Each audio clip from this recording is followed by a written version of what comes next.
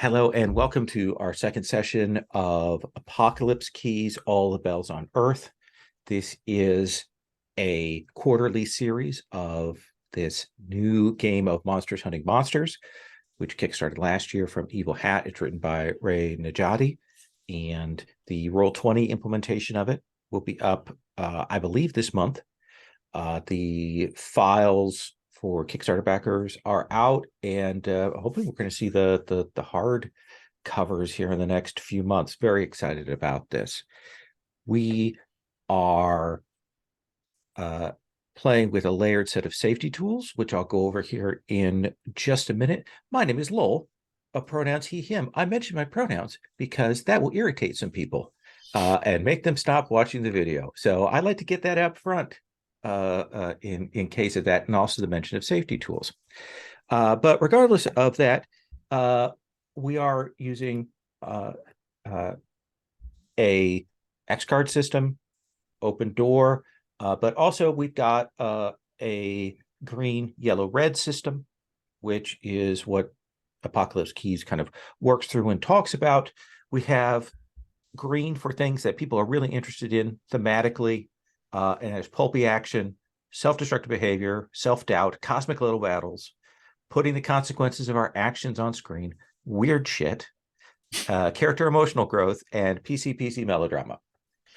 Things that, if we're going to have them, we're going to either tone them down, or they're going to be off-screen or just allied to, and that is torture and gore. And then our red things for hard lines, we have sexual assault, harm to domestic animals, harm to children, homophobia, transphobia, dental trauma, and torture by the PCs. Those are all things that are kind of off the table. We also have a romance matrix that is there and available for people to check out, to make questions about whether they want to have romantic scenes, plot lines with particular people. Just a good place to check in before those things happen. What I would like to do is have our players reintroduce themselves, their pronouns, their characters and their pronouns, and give us the elevator pitch on who they are here before we get into it. And then I'm going to talk a little bit mechanical, and I have a few more questions for characters. So as I do with this, I change who hits it in the hot seat, first position for each thing. I kind of move it over one chair.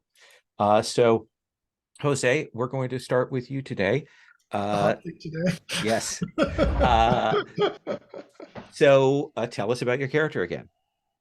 Okay, so my character is the playbook is the Found, and his name is Cetus. He's named after a mythological creature, a sea monster. And he is recently found. He was recently found deep in the forest, in a vast forest, in the dreams of an ancient god, I believe. And he had been turned to stone there. And I believe Vane was present when he was found. So he doesn't know a lot about himself because he doesn't remember a lot about what his life was before he was found. So he's new to Division, new kid on the block, very inquisitive, and gets his nose into a lot of things, and is very enamored of going to office birthday parties, I believe. Yes. For Excellent. various reasons that haven't been revealed yet. That's what I know about Cetus. I could tell you other things, but I'm sure they'll come out and play. Okay. Next, Stephen, please tell us about your character. Hi, I'm Stephen. My pronouns are he, him, and today I'm playing the Shade Playbook, or his name is Samson. His pronouns are also he, him. And he's older and had a mortal life at some point. And if I recall correctly, so Cetus and I felt a connection towards each other from shared experiences. And some of the other characters I've got some relationships with them, like, I can't accept that I love Vane, that we'll hear from soon, as they represent the loss of my humanity. And always seeking out more about I guess I miss my humanity is one of the drawing things to me. Yeah. Excellent, excellent. I see you put an NPC picture in there in the next to your character keeper. I did. Okay, I yeah. don't Feel think I free to put it in the also. NPC. Oh yeah. Yeah, Feel free to also put that in the NPC tab. I'll do that. Okay, just so we have them all in one place. Next is a Beelzebub the Hungry. Yes, my name is Jesse. My pronouns are he, him. I am playing Beelzebub the Hungry, whose pronouns I've actually made a slight change, are he, they. Okay. So Beelzebub was never human. He lived on another. He was more human. He lived on a planet long ago in a galaxy far, far away, but distinctly un-Star Wars like, where he was I think a scientist. Some of this got fleshed out a little bit more in my head over the week. Mhm. He had a lover who broke his heart. He decided to pursue power. He became a Galactus-like figure over time through channeling this power of hunger, devouring worlds to create power, specifically devouring arcane power, that is fed from people's desire and hope. And I leave behind an uncontrollable addiction to pleasure or pain. And now I'm here. I have relationships with people. Back then, I'd even encountered Vane. And then I came back. I came to Earth. I was an agent. I was much diminished in my capacity, no longer Galactus type power, just a kind of hope vampire, pretty powerful hope vampire. Working for Division, I show up at a demon summoning, and it turns out there's Vane again. So that was kind of terrifying. So now we've got this kind of ambivalent relationship. And Samson's heart wants to consume me for some reason. And he doesn't like it when I do the thing I do, which is eat people. It brings out the worst in him. And then I get kind of bitchy, because he's not my daddy, and he doesn't. I was alive for millennia before he was ever born and died. He doesn't get to tell me what to do or judge me. But I think, when we were describing this earlier, I was kind of playing up that shittiness.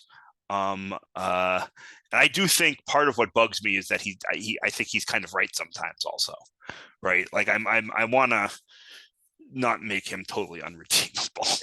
Okay, I think that's absolutely fair. Yeah. Awesome. And that brings us, last but not least, to our summoned. So I am Kat. My pronouns are they, she, and I am my playbook, as mentioned, the summoned. My character is Vane.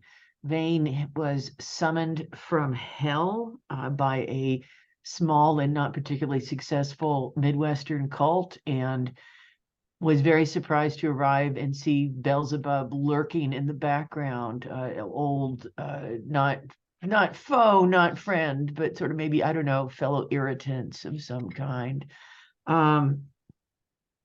She wears a purple trench coat and carries an improbably large scythe, and was recruited by the Division, which is how she was there when Cetus was discovered in a strange and mysterious dream forest.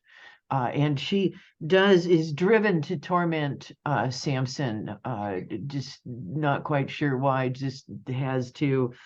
She has a sardonic and bitter exterior to hide her raging heart, I guess, is how I would describe it. Awesome. So I want to talk a little bit mechanically here about the moves of the game. Then I want to talk about XP, and then I have a couple of questions here. One of the things is that there are two big differences between this and standard PBTA, which I kind of mentioned last time. One is the idea that there's a sweet spot roll of 8 to 10 is perfect success. Below that is our miss, and above that is our we went overboard number. So keep that in mind. You are rolling by spending darkness tokens. You have a set of triggers that allow you to generate darkness tokens. You can stop to say, oh, I think because of this, I'm taking this, or I want to do this so I can get some darkness tokens. You can generate 2 to 4 of those. You can also, if we go into a particular move and you can say, hey, I think because of what happened in this previous scene, I would have generated X darkness tokens. This is a mechanic that at the start, when we first start playing, will kind of feel a little speed bumpy. But I think as you go along, you'll get used to how that works in play. The only thing is, and you can take 2 to 4, is when we resolve a move, at the end of it, if you have 5 or more tokens, then there's a problem, and you're going to be torn between things. So that's the big thing there. Now, this game has a lot of power baked into those playbook moves. So your playbook moves can do a lot. Some of them about different ways of investigating. Some of the ways are different ways of solving situations. That's important because when push comes to shove, there are really 4 moves. There are some other moves that do things built on this, but there are really 4 moves. And I want to briefly go through this so you can think about them when we go to do that. The Unleash the Dark move is essentially when you want to enforce your will, when you want to change the situation, when you want to cause damage or push somebody in a different direction, essentially very much solving a problem through a mental, physical, or emotional force, whatever. Power through darkness is when you use your supernatural powers, your gifts, your strengths to do something, to change the game state, or to stop an immediate danger. Those are the couple of the things. So we've got kind of an attack move. We've got a defend/change move there. The next one is reveal your heart. This is when you reveal your heart and try to sincerely connect with someone. This is about interaction, communication, trying to comfort and support, and change someone's direction, passion, choices, those kinds of things. And then the last move is grasping keys. And grasping keys is when you search for a clue, and a clue is a very concrete thing. A clue is called a key in this. When you go to search for that, we do that grasping keys move. Otherwise, most information moves are just about asking questions.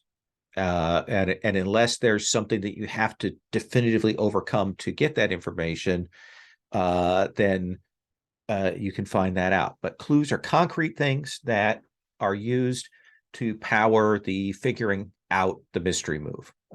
So just know that those are the 4 big things, and we can negotiate. A lot of it is based on your intent, on what it is you want to achieve with this, and we'll negotiate about that. Now, all of you have on your character a start of session choice that you need to make, and this will happen every session. And this is where is this? Just below your origin, after that next section, there's a thing that says at the start of every session, choose 1 question to explore during play. at the end of session, answer the question. So go ahead and think about that and establish that, and we'll check in with folks as to what those choices are at the end. You will get XP via that. You'll get XP on a miss, and you will also get XP on some end of session questions about, did you express your monstrous nature? Did you find out something about yourself? Did you find out something about your fellow monsters? Those are the three big questions. So there's a substantial amount of XP available. It is 8 XP to get in advance. So just know that that is out there. Does anyone have, from the moves that they have chosen, a start of session move, something that we need to roll or check in with or resolve at the beginning of session? Go ahead and just check your moves. I just want to make sure that nobody has that, because there was one in the other game and I forgot it. Kind of don't think anybody does. Okay. I want to ask just another kind of important question to me in our thinking here before we get to playing. We talked a little bit last time for each of you about what the darkness demands of you, and then that idea of why you're tempted to give into the darkness, like why it is that you're drawn to that. But here, I want to present to you, before we get rolling, I want to present to you the counterfactual, argumentative question to that. The question is this, that I'm going to put to you. Why do you work for Division? Is it that Division has something you want? Is it that Division has promised you something? Is it that Division has chained you in some way? Is it that it's your only refuge? Is it that they've been good to you? Is it that they've promised to destroy you if you don't? That's the question that I want to address to you, is why would you do this? You are all powerful, striking potential harbingers. Why do you work for Division? Why does Division trust that you're not immediately going to go off the leash? Cetus, what do you think it is that Division offers you or threatens you with? Well, I think Cetus doesn't know anything because Cetus has no memory when he was found by Division. So there might be kind of a Stockholm syndrome thing going on where he is kind of in love with his captors or his who he sees as saviors who brought him into being. And so there's a certain naivete to Cetus that he doesn't know anything else, really. So I think after he was found, he was sequestered away into Division and given a purpose and I guess a family, or at least a connection to people. And so I think he doesn't know anything else. Let me ask you this. Do you think Division has said that they can help you recover your memories, or said that they can't be recovered, or avoids the topic, or what do they say about that?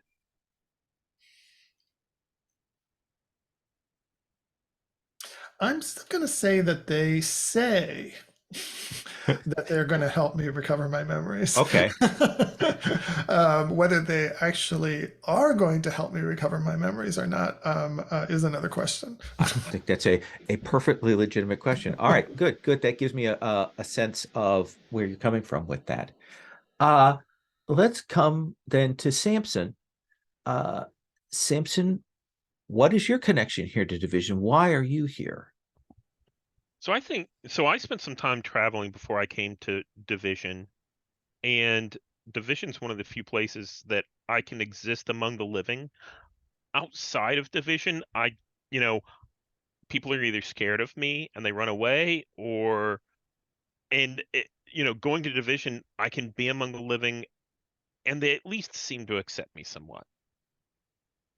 Yeah, I think that's makes perfect sense. They have done well by you, and they've given you a place of sanctuary. Beelzebub, why is it that you are here? What draws you, compels you? What is your reason for being with Division? So At first, it was pretty simple, and this was a long time ago. I feel Mhm. like I've been with Division pretty close to however long Division has been active, whether that's 100 years or 200 years or I don't know what. I may have, if it was a lot longer than that, I may have had some, periods where I went AWOL and came back. But Mhm. this stint has been a long time. And I think it's just for the very straightforward reason, at least again at first and over most of the time, is that the darkness demands that I consume what lies behind death's door. Doom's door, and we're always coming on Doom's door, and encountering and fighting the things that come out of it. Um, and so Division has given me an outlet to feed the most ravenous part of my hunger. But I think over time also, like, I spent a long time alone in the vastness of space with only my hunger, um, uh, and brief moments of extreme joy in feeding it. Um, uh, and I'm kind of starting to enjoy people for more than their taste. Okay. I'm not sure. I think I'm conflicted about that. Right. Right. I think But that's yeah. but that's so at first they fed my hunger with the thing it wants the most, and since then and I've sort of started to grow at least casually fond of people, some people. Excellent. And then Vane, what about you? Well, there's kind of two layers of reason. And the first and most importantly is that Midwestern cult has vanished, and I'm pretty sure the Division has somehow made off or confiscated or shuffled away with the artifacts that might enable me to get back to hell. And I think that I can avoid all of this prophecy stuff if I can just maybe get the right thing down there, but I'm not sure where it is. Maybe Beelzebub has a clue. I kind of have suspicions, but I don't know. And then the other reason is that this is a sort of lonely existence. I miss being around other beings like myself, and like Samson said, they seem to accept me somewhat here. Awesome.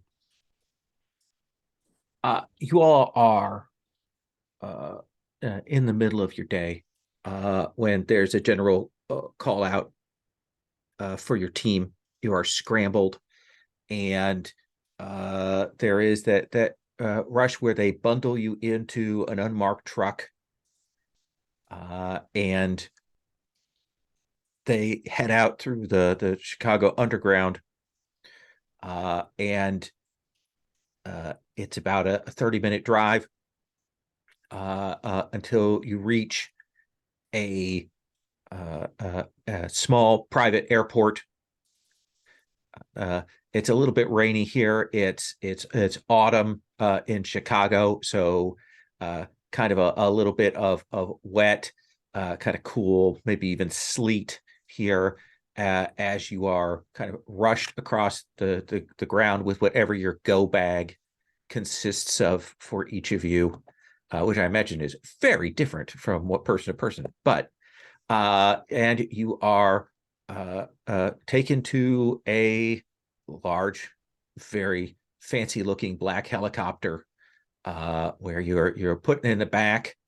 There, the door is slammed shut, and there is a briefing officer who is seated there, kind of looking over notes, and see them kind of, clearly check mark each of you present on their little app, and they will look up and they'll say, "Thank you." Underneath your seats, you'll find a set of 2 sealed tablets. You're going to want to take those as we get going here, unless you're already cleared for phase space transitions without a problem. Any of you not need the tablets? Okay. Oh, you want to take those? We've got about 20 minutes before we're going to hit phase point 1 for transit. So you're going to want to do that. And this is, I will mention, kind of unusual for you. Like, there's something going on. We have a mission that has come up rapidly. Usually we would like to have done a little more field research and be a little more prepared before we sent a team in, but the situation is complicated. Let me go over this for you. I'll give you the briefing, and then if you have some follow-up questions, I can answer those, but also you're going to have a contact on the ground when we reach the site that should be able to help you. 2 Omen class monsters like yourselves, monstrous agent trainer Vex, and a new recruit named Mr. Knock have both gone missing. Our psychics deciphered a distress signal from decommissioned division base 0001, the first base built for division.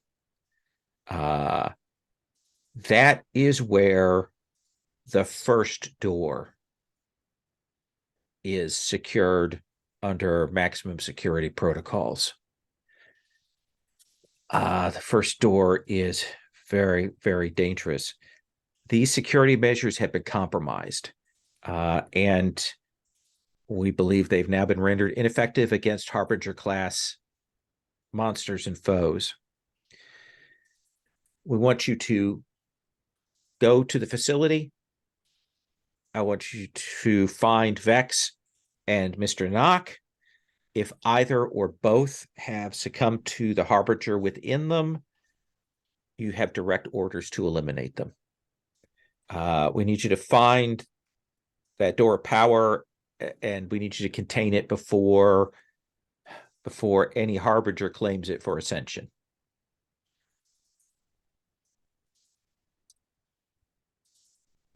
Any questions? We've got just a couple minutes before we go to phase.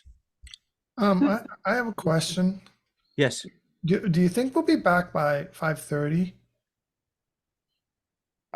I don't know what the situation is. Well, it's like, Neville in accounting, it's his 40th birthday today, and they're having a party for him at 5:30, and and I want to be there. I'm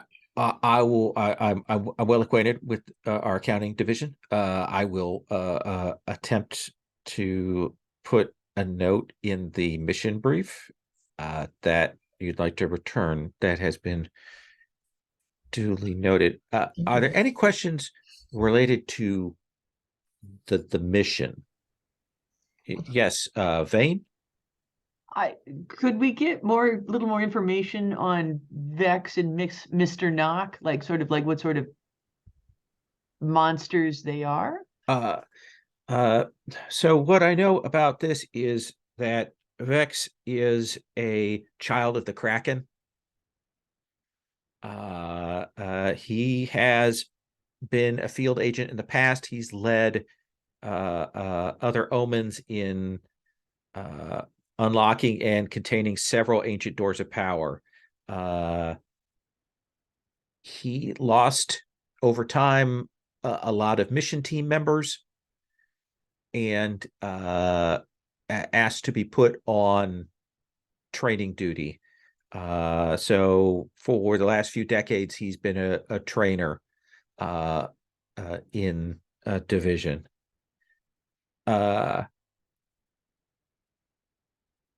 And then she pauses. Mr. Knock, we don't have clear information on, and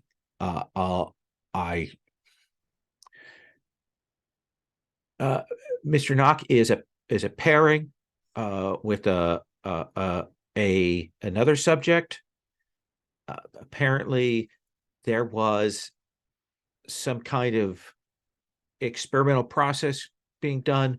Your contact on the ground will have more information.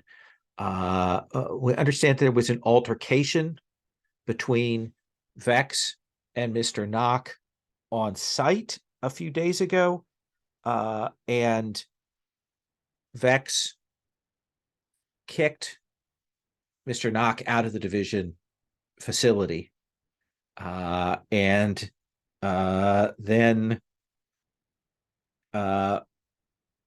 Vex used his Kraken abilities to break open the facility and also leave. That's what I know, but your contact may have more. This is a more of a meta question, but have I ever worked with either of them? Yeah, let's which one? I think Mr. Knock, just because he sounds more delicious. Okay.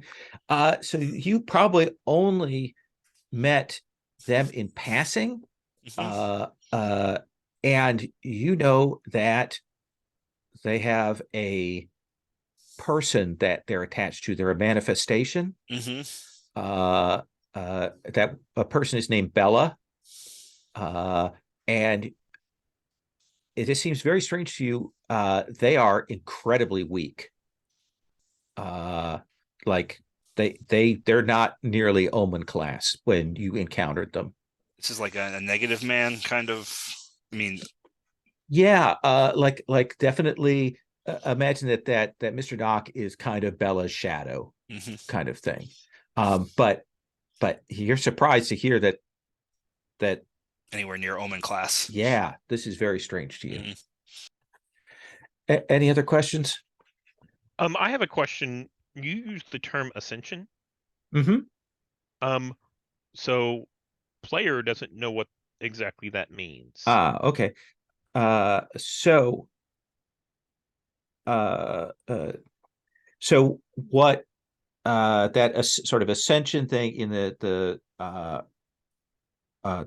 terms of this is when harbingers get a hold of a door of power, they utilize that to ascend to bring about the apocalypse. Okay.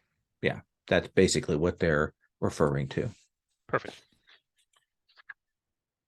And there'll be a beeping sound, and she'll say, all right, this is where I get off. I will need you to take those tablets. You've got just a couple of minutes before you're going to hit portal 1. And you'll see her stand up and strap on a chute and grab an oxygen mask, and says, good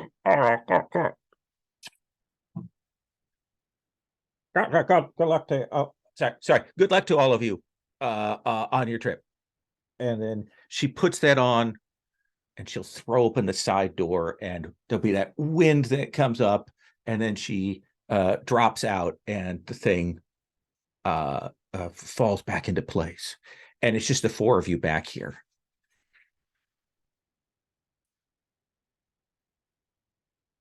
So I look at the other 3. I pop my tab and I look at them, and then I reach over and I help Cetus. Like, you should take that now.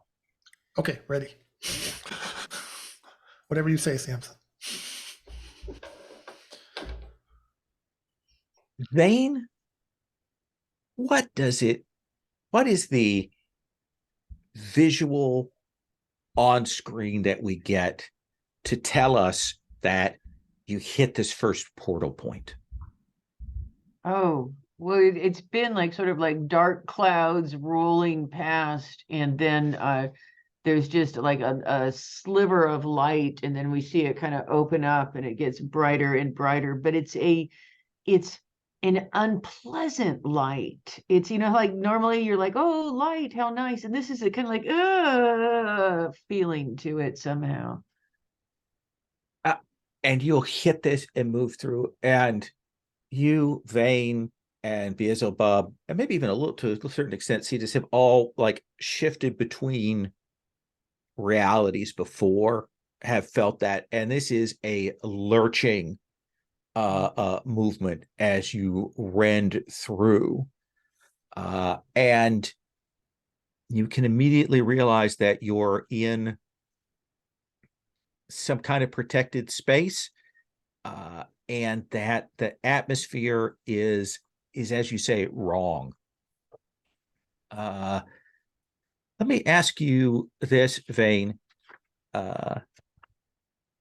This division base 001, you've been, actually, no, let me think. Samson, you're the second longest person to be with the group, right? Yes. Okay.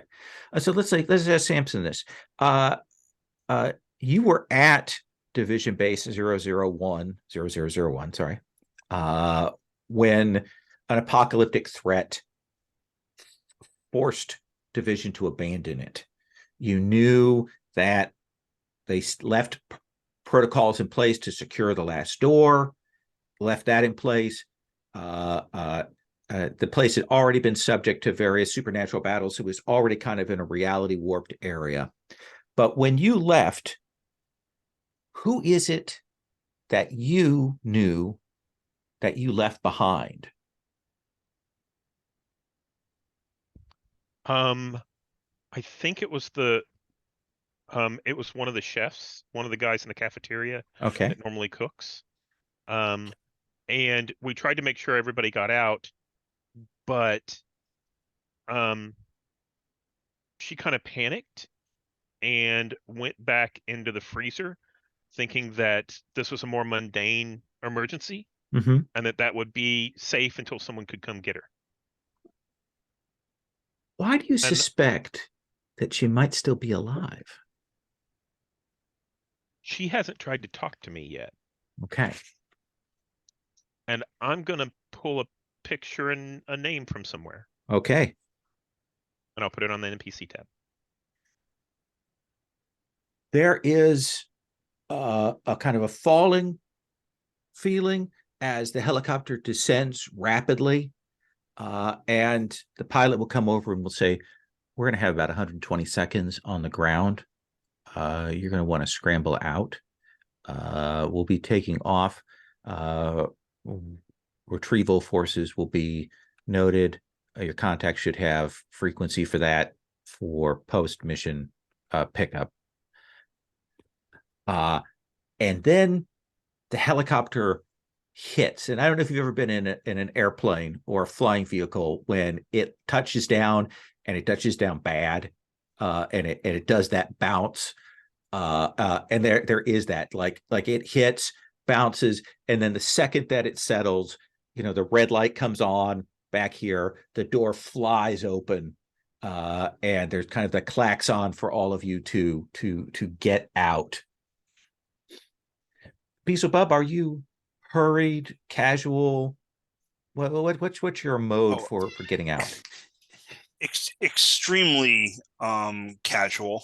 Okay. I think I described sort of like my demonic form a little bit, but and then I just sort of said I look human, like except for when I'm doing stuff when it emerges from my skin in weird ways. But so I think I'm like this kind of short, wide-bodied person. I don't remember the actor's name. I'll pull up a picture at some point. But the guy who plays the if anyone's seen Andor, I've only seen the first few episodes, so don't. But the shitty Scottish sergeant for the Corpos in the first few episodes of that, like it's that kind of look, like wide, muscled, square jaw. And I'll put a picture in the character keeper also. Okay. And I'm and like long coat, a suit, I think, is kind of how I dress. Like a 3-piece suit and a long coat and a cigar in my mouth, and I like walk out as if I'm not nauseous, which of course I am, right? Okay. And I look around, I survey, and say, it's good to be home. 4 of you will unload into this area. There is like landing field and tarmac that you've hit that is kind of broken, overgrown. It's clearly been not tended for a long time. And you can see that it is in front of like a mountainside. And it's one of those, somebody painted a mountainside, like for the back thing to make it really look like a mountain.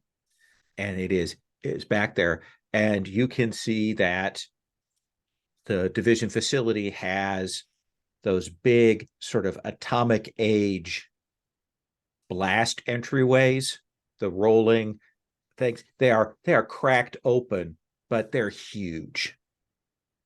And you will see that there is a figure standing there, wings kind of folded in, tall, long white hair, vaping,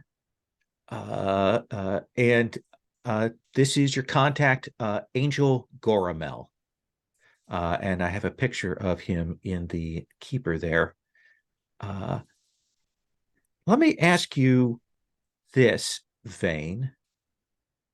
You've partnered before with Angel Goramel, and you know that they've told multiple stories about how and why they fell. What is it they told you, and why do you think it's more true than what they've told other people?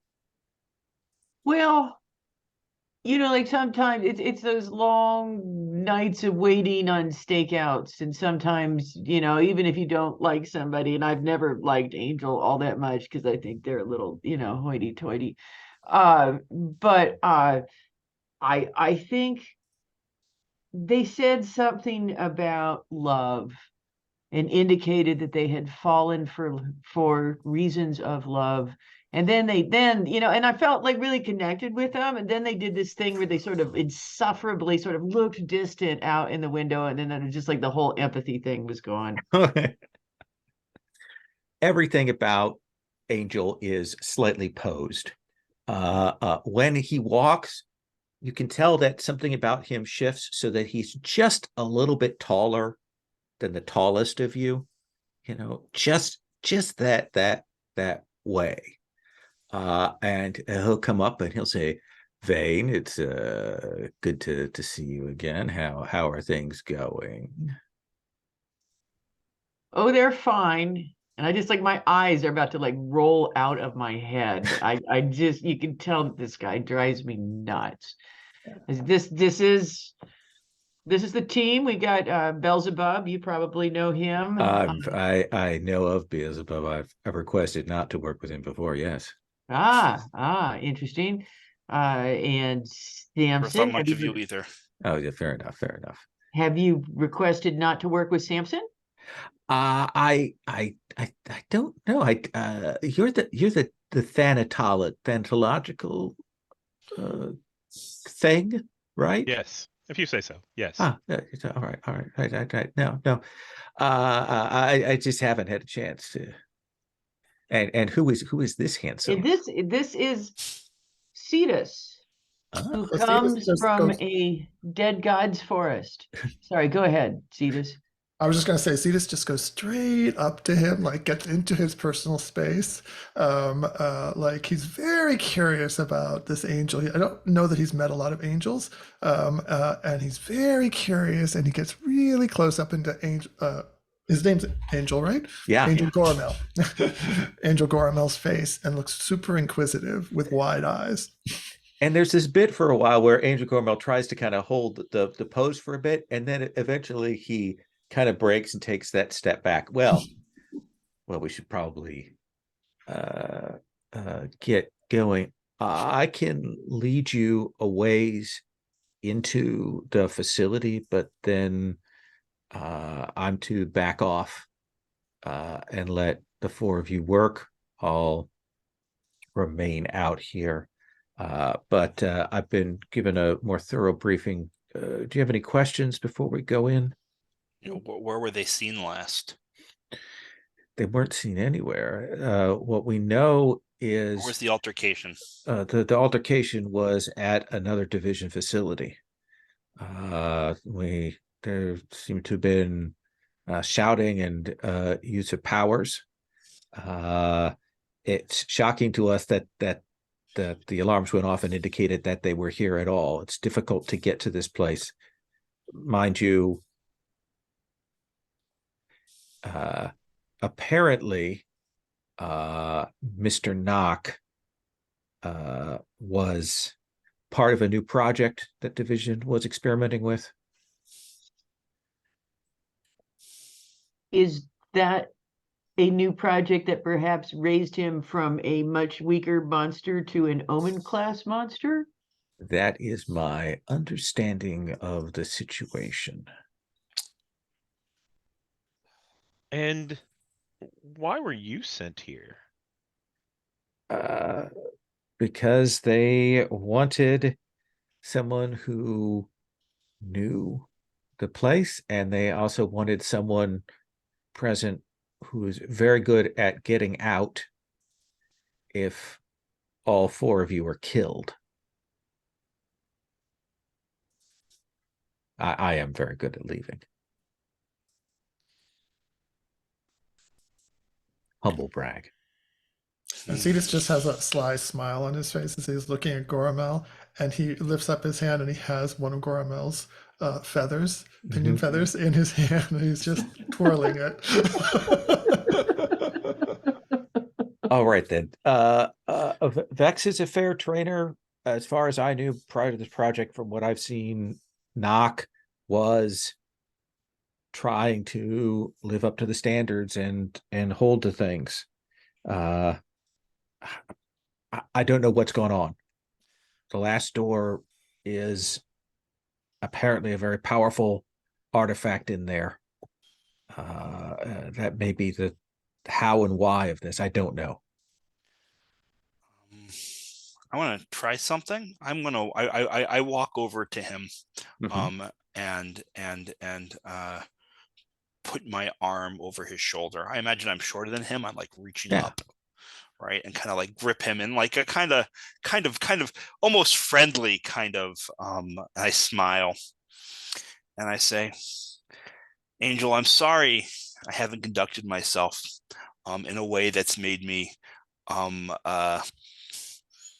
someone you're interested in working with, but I think you would be a really, really big help if you were just to stick around on this mission and maybe even, I don't know, walk into some rooms ahead of us, shout back what you see. And I'm trying a couple of things here. Okay. Well, it's one thing really, but so what I'm trying to do is unleash the dark within me to enforce my will on somebody. Okay. I'm using, and tell me if this is a push, right? Okay. I'm using, I think this is sort of, I'm using my corrupting touch. Okay. Right. And the idea, and I think and who knows? And let me like add a little bit, right, to make this more corrupting, right? Who knows? You'll be walking into spaces that have barely been touched by some folks in a while. Some of these rooms, some of these places, it's a hard place to get to. Maybe there's something you want in there, and none of us will see. You could just take it. You can find all kinds of things in this space. I know I lived here for a long time back in the day. And I'm sort of like trying to corrupt him with greed, right? Get him to sort of think about how he could take advantage of the situation here. So this does feel like Unleash the Dark. You're trying to inflict greed as a condition on them. So the specific thing, I mean, well, I'll have to pick, right? But one of them is specifically get what I want from them, right? Which is So like, let's tell me about the how you've gained darkness tokens. Like, what has happened in the last few moments? So I may not have any darkness tokens to I mean, in this moment I'm reacting with pettiness. I think reacting with pettiness is fine. This is purely petty. Do you want two, 3, or 4 darkness I tokens? think it's 2. I'm kind of also asking someone to give into their hunger, right? By tempting them with this greed. I don't Mhm. know if this is, so You get to decide how many you yeah. want. Whatever So you I tell think me. it's so I think I'll take 3. Yeah, more is always better. I think More I'll is take always 3. better. Yeah, I will take absolutely. 3 there. Okay, Yeah. let's have you roll And I then. spend first, right? Now, how many do you want to spend of those 3? Do you want to spend all 3? Do you want to I'm spend only gonna 2? spend 2. I'm spending 2. I'll spend 2. Okay. Yeah. So 2d6 plus 2. And I'm rolling. And that is a 14. So Oh me, oh my. what do you want for your pick? Yeah. Well, to start with, I'm going to get what I want from them. Okay. Right? I want them to sort of not bail. Okay. I don't think if I can push it as far as to like get them to act as kind of bait, which is sort of what I was pushing there. Yeah, I don't think that, but I That think could get a definitely little. get them to go along rather than just staying out here Yep. and calling up. But I think there is a minute when you see him nod and he looks at you and he see him assess something, and you can tell that this fucker is going to stab you in the back at some point. Like he wants something now, and he's absolutely going to kick you over the edge if he has the opportunity. Mm-hmm. Yeah, and I lick my lips. Okay. I also have you mark a point of ruin, I think. Yeah, on that. Absolutely. We're going to take our first break, and we'll come back with your newly empowered associate leading you in. Okay. So take 10 for this first one.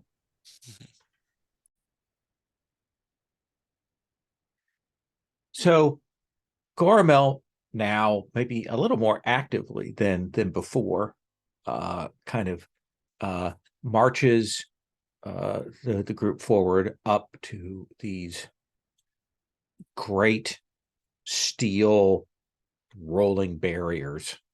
Like I think you can see as you get up to them, the hydraulics and mechanicals that are there.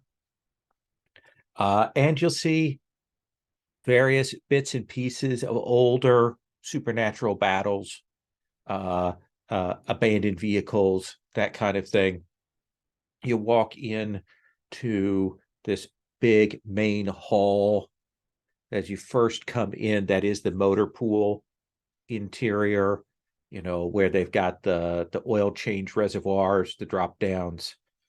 They've got vehicles that have sat here and the tires have disintegrated and just kind of cars are on the ground.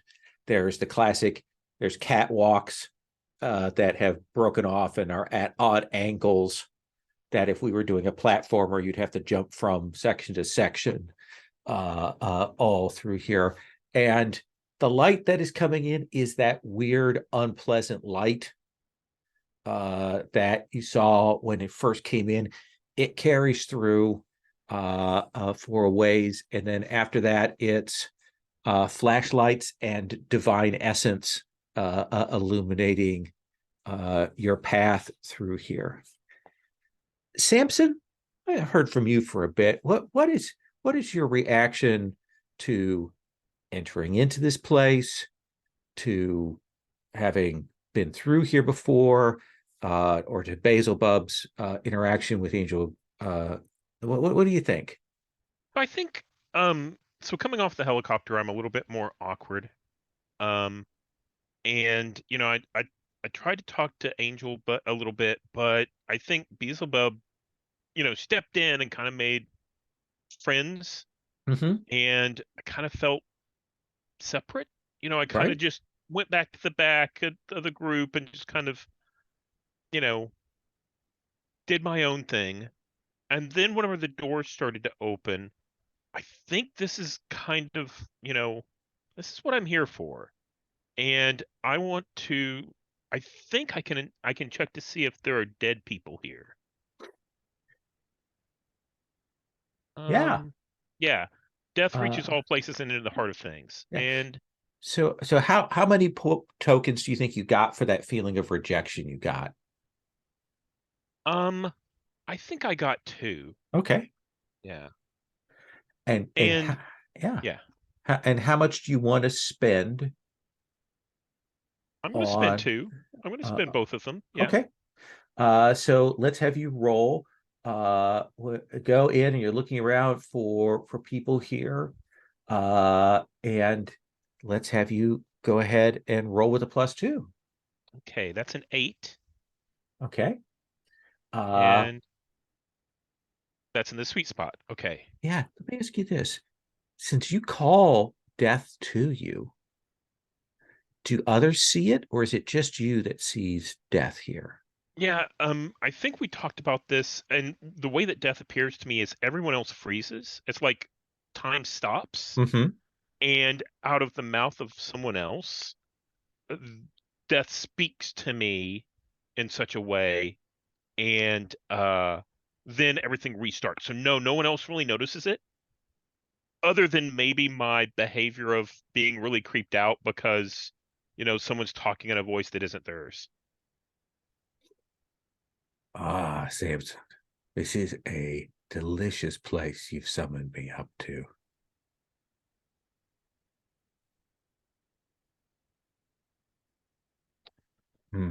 See, I can smell the coming death too, not just the past death. Ah, I see. So there's more death to come, and you're looking forward to this. This Um, place, yes. so there's some questions here. Let me look.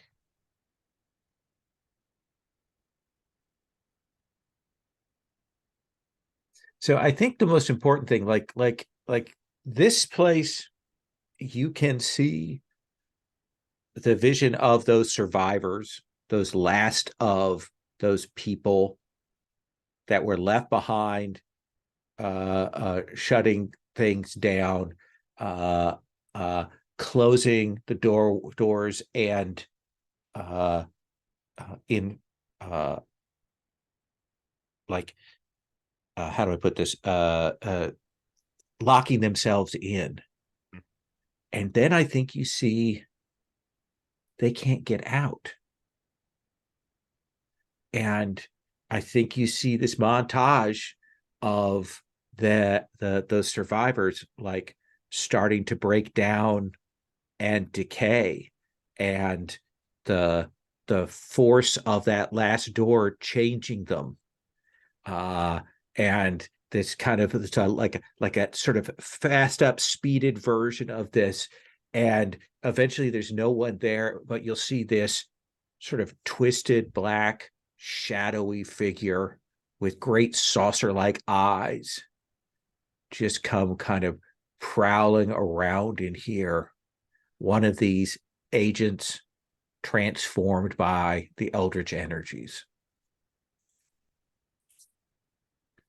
So that's what you see of kind of what has happened here in terms of the death that you that's present. Okay. What are your questions? What evidence here will help my investigation? I think that you can tell that there are like glimpses. There are a couple of agents, operatives that are still present in the facility and aren't transformed, aren't changed in that way. One human and one monstrous that you kind of get a glimpse of. So these would have to be recent for them to have not perished. No, they have been here the whole time. Oh, they've been here the whole time. Okay. Yeah. And for the second question, the last one, I'd like to see how this works. What draws death close? Draw a line between a So key. you would need to have a key first Oh, okay. established to be able to connect that up to the facet and so on. But right Okay. now we don't have a key established. Okay. I thought that was a direction towards getting a key. So thank you. Mhm. Okay. And then I think instead, what knowledge was taken from here? Or important item? Yeah. I think that you can tell that when they left this place, when they fled in those last days, that I mean, you kind of even see yourself here in those times, and you see some people avoiding you, and you can see them, and they have this black briefcase, like jet black briefcase, and it's very clear that when they take it out, they're making sure that you are as far away from as possible from it. Okay. Seem fair? Yeah. And I think in response to that, so I think that time stops, death explains this, and then it speeds back up. And I think death, that creepy voice that you did, Lowell, comes from like Beelzebub. Beelzebub's head kind of turns, talks, comes Okay. back, and then everything kind of comes back into play. And I think I kind of lumber over to one of the, Jeeps that's there and pull the tarp from the back and go over to one of those mounds of like decay that we talked about. And I think this is one of the people that used to be here who was locked inside, and I put the tarp over, and then I pull a coin out of my pocket. It has like a little symbol or something, and I set it on top of the tarp, sort of as a, this is a grave, right? Marking it as a grave. Mhm. And then I repeat the process with the different mounds that I can find. You have a pocket full of change. Yeah. For the ferrymen, because there are a lot of bodies here. Oh, okay.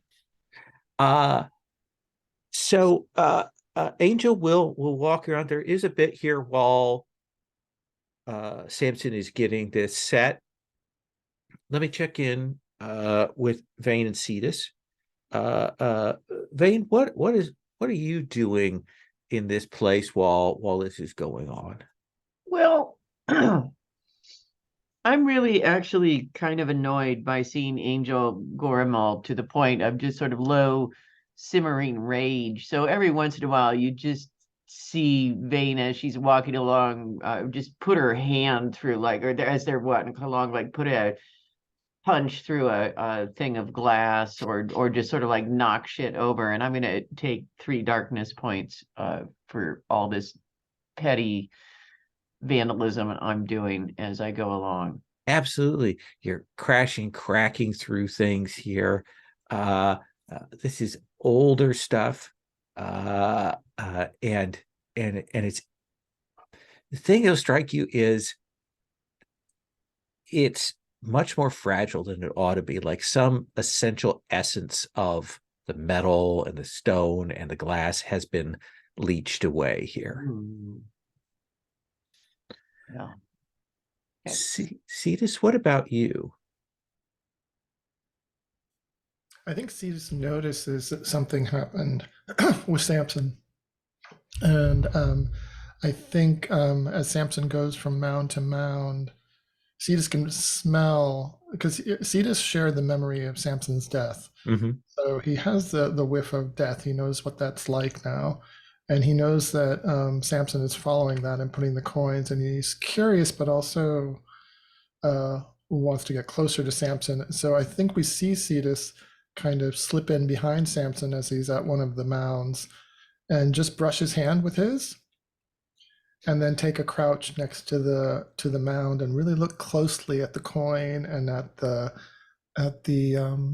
mound. And it's like he's breathing in, like smelling the death, Mm-hmm. and trying to understand what the death is. And then he looks back at Samson and he says, I still don't understand.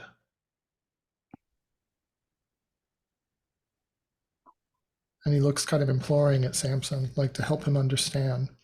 And Samson kind of crouches down next to Cetus and picks up the coin and then sets it back down on the mound and says, Roy. His name was Roy. Roy. And then he stands back up and the two of us walk over to another mound. And I'm like, Dave Albert, right here. He stood guard and obeyed orders. Can you feel him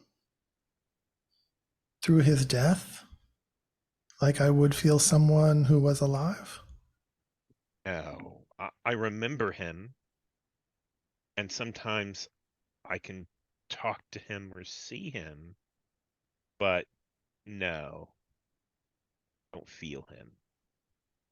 So is he gone? Parts, I think, parts.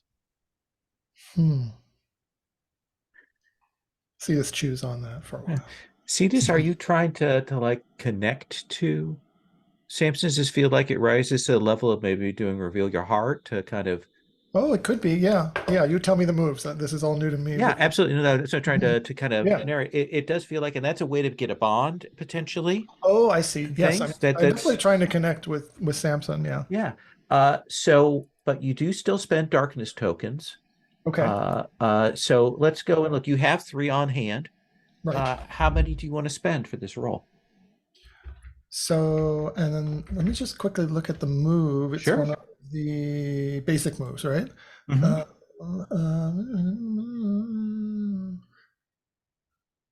All right, I'll spend a couple. Okay, sounds good. All right, I go to the dice roller.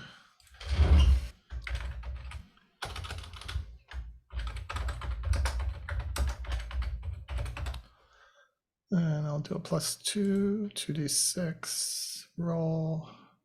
It's a 10. It's a 10. So you get to choose one. And then it does feel like Samson's deepening the connection. So Samson can pick one from the 8 to 10 results. So what would you like to Samson see do it, this? or do I do? You pick one and then they can pick one. Oh, good, great. Okay. You want to go first, Samson? No, you go ahead. You go first. I'm going to say that you taught me something important. That sounds real. Okay. Yeah. Mark XP. Okay. And Samson? I think we grew closer and I'm going to gain a bond in, Okay. he took an interest in what I was doing. So, yeah. I think that this goes on. There's the talking, the names, the sound of crashing as Vane strikes things, and Angel kind of getting a little more antsy. Like we should get okay. We'll finish up. There's another dead one. How many bodies are there? How many fucking pennies did he bring? And then when you kind of wrap up. Angel looks at you, Beelzebub. Are you ready? Shall we go? I just sort of frown and I say, well, Samson, have you done your business? For now, yeah. I mean, yeah, we can move on. I didn't mean to take up everyone's time. I could come back and do this later. Hopefully. Sure, Angel. Let's move on here. And you all will move through the first of these sets of corridors. It's kind of twisting. You can tell the building itself has kind of shifted and moved. Some of the corridors are kind of bent and broken.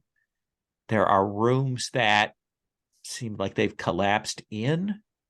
But eventually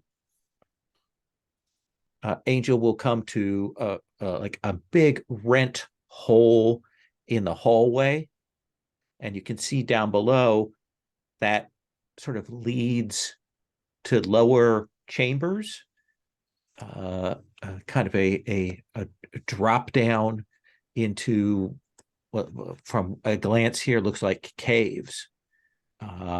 And Angel will say, "This is good. This is an easier way for us to get down closer to what we need." Can I sort of like you go ahead. I wanna take a look here.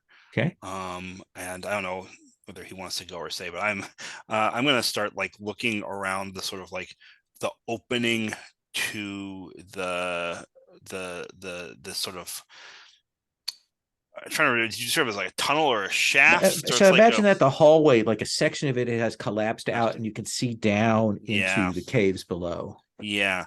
So I'm what I'm looking for is kind of like signs of what caused the collapse, like whether it's recent or not, whether it was some kind of omen class power, right? A clear sign that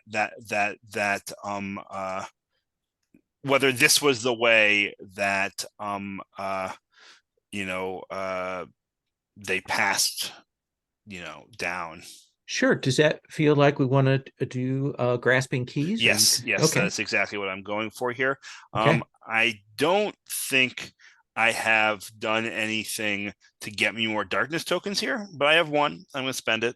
Okay. Is there a way mechanically to help? What it is you can spend your own bonds to, I think actually, let me check on this. Yeah, you can spend your own bonds on other people. Yeah. So if Okay. you can spend your bonds to assist. I don't have any bonds with you, Beelzebub, but I think as you're searching around, I tell you we're not alone. There are other things that have been corrupted and are still here. As you're looking around. I think I smile, and the one thing, because it's like behind my skin, right?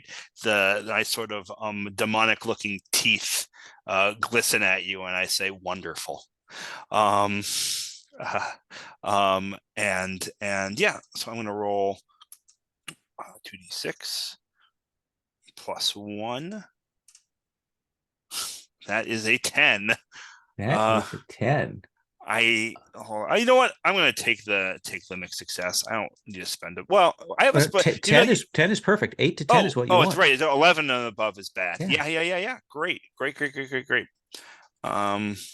Yeah. So I get to make a you just tell me what the key is. Awesome. Yeah. So the way this works is I'm going to tell you a key. You're going to add it to the mystery map there under the keys, and you'll write in that you uncovered it.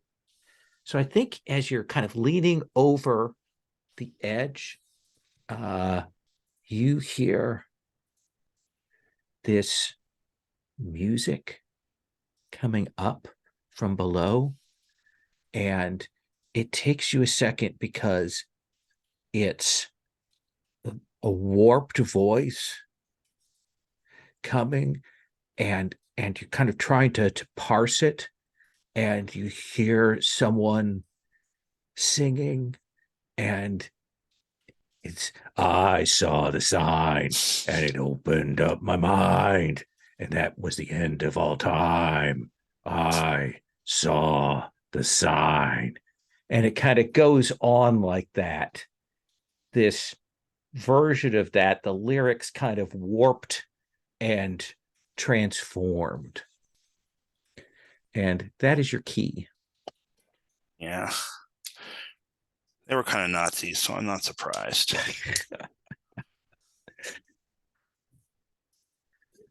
I've forgotten about Ace of Base. Oh, I never forget about Ace of Base. Ugh. They're also really good.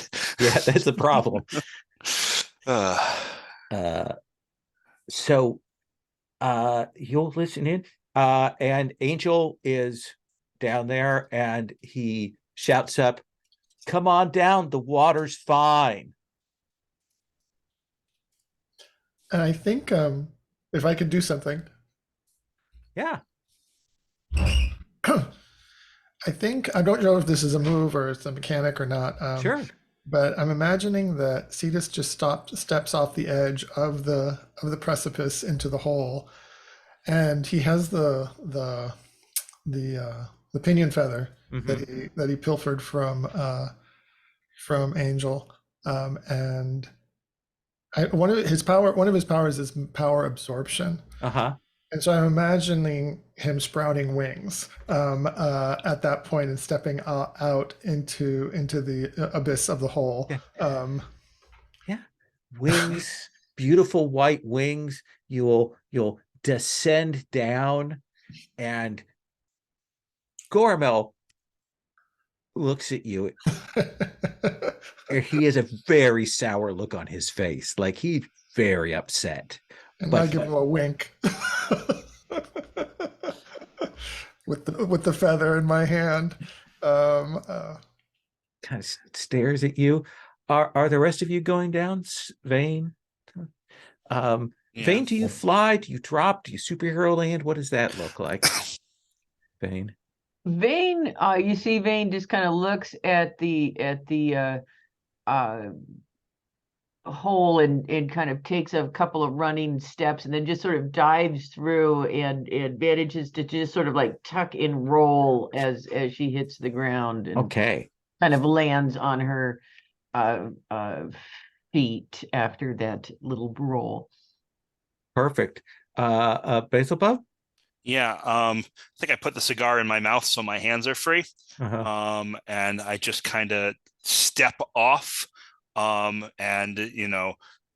like straight down, that long coat flying up, and sort of like land in a very slight crouch. Okay.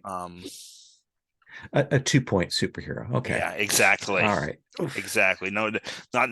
I was ready for the 3-point if I needed it, but yeah.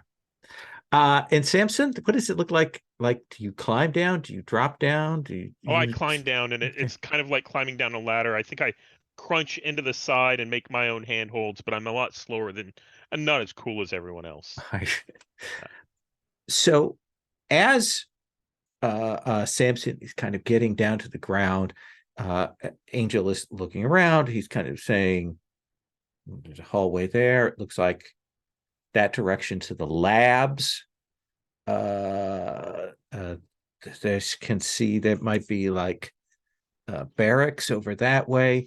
And as he's saying that, you kind of feel wind pick up here in this hall, and dust start to come up, and it moves from kind of light breeze stillness to a rush of air and a cacophony of howling and screaming. And from the ceiling and the walls, you will see these things peeling themselves off in groups. They are twisted, blackened, shadowed. You can see that there's tatters of uniforms. Bodies are in different unnatural ways. Most of them have these eyes that are like saucers, kind of grabbing onto light and reflecting it. And these howlers come rolling forward here. Samson, who do you see amongst them that you know? His name was Mitchell Okay. Stevenson, and he was one of the new recruits that was here. He hadn't been with Division very long. And yeah, do you see him? There's a spark when you realize it's him. And they come rushing forward at the four of you. Vane, what do you do? I reach out and suddenly the scythe is in my hand and I just kind of hold it in front of me in order to keep things at bay with it. So is your intent to strike at these things, or more to strike use your at them, powers? to slash at them with this scythe? Perfect. That's Unleash the Dark. Okay. 3 3 points. So How I'm many- going to use 2 points. 2 points. And Roll now your enormous dice. I'm going to use the huge fancy stone dice. Very exciting. A 1 and a 1. Okay. And a 1, so that's a 3 altogether.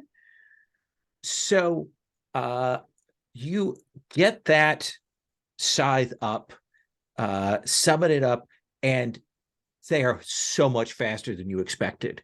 And they rush over you and they pull you down, and you can feel them start to, like a crowd surf, drag you out of here. Why don't you mark a condition? Which your conditions do you want to mark?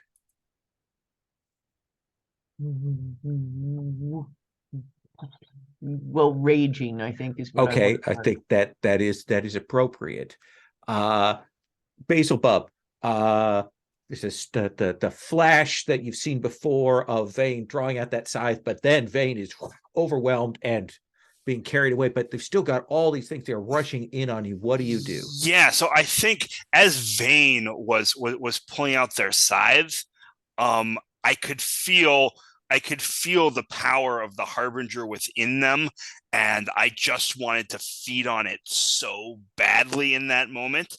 So that was a yearning for something I cannot have. Okay, And I'm going to take 3 darkness tokens for that. perfect. And I think what I do as these things are swarming at us is claws kind of extend out from my fingers, you know, causing them to bleed, and I start to rip my face off, revealing this demonic face underneath it. I'm not going to describe it in depth, but you get the picture, right? Absolutely. And I am tearing away my skin to reveal what remains of a slumbering Harbinger. I'm going to spend 2 tokens on that. Okay. Where's the die roller? So that's 2d6 plus 2. Roll. That's a 7. That is a 7. Now, 7 is a miss. Yeah, but I'm going to spend a bond. Which bond are you spending? And I mean, I think it has to be my bond with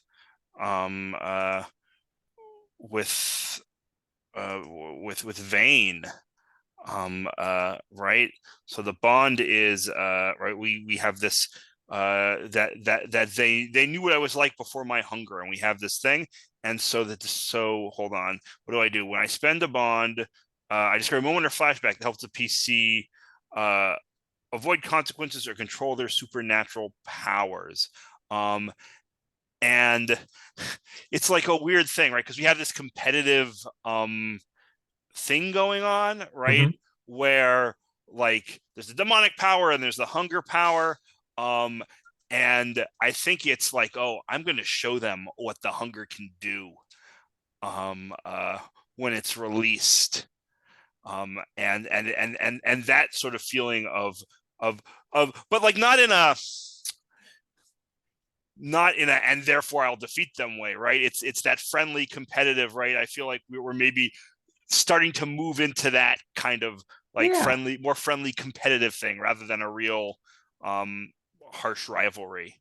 And what is your pick from that 8 to 10 list? What do you want to have happen? Yeah. Let's remove that bond. Yeah. So I blunt the worst edges of my hunger. So that's the wrong move. The correct move is when my body ripples in perfect sync with what remains of the Harbinger's power.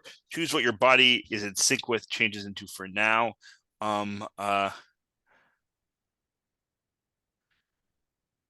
So I think what I'm doing, a Harbinger's elemental strength and fury, immediately 2 conditions on a target, and the target is, I guess, this like horde. I don't know how we're treating this. the mass that has, there are a couple of them, but the mass that has grabbed Vane. Yeah, absolutely. And just what this looks like is I think out of my face and out of my hands, right, they're turning not just from into that demonic form, but there's like muscle bulging, bursting out from my skin, right? Through my very nice clothes, right? And I think this is a particular like harbinger that I consumed sometime in the past that was like all about just like elemental destruction through physical brute force. Perfect. Yeah. You will tear them. They rend them apart, and pull Vane out from this black mass. While that's going on, Samson, what are you doing? So I think Imagine that Samson- there's still at least one more of these groups of these howlers that is still present as a threat. Yeah, so I think I've just gotten down to this ground floor, and I turn around and I see Vane kind of carried off, and I think I turn to Beelzebub and say, protect Vane. I'll take care of this other group. And I'll head off and towards the other group that's threatening us. And I think I'm going to unleash the dark, and I'm just going to step forward. I think these are the lost dead, and I'm simply going to put them at ease. I'm just going to rip out their souls and give them to death. All right, let's have you roll Unleash the Dark. How many do you want to spend? I asked someone to follow my instructions, so that I think that gets me darkness tokens, and Sure. I'm going to take 3, and I'll spend 2. And let me roll that and see what happens. So that's a 10. That is a 10. Okay. So you get to choose 2 from Unleash the Dark. I'll expose a weakness or flaw Okay. and avoid reprisals, harm, or cost. Okay. I think that you're kind of pushing on them and pushing them back, like they're kind of drawn to you. Like as you start trying to rip their souls out, they move towards you because they want to. They want to die. But I think even as you like pull a soul out and the body falls, you can feel the power of whatever artifact the last door is starting to knit them back together in a new way.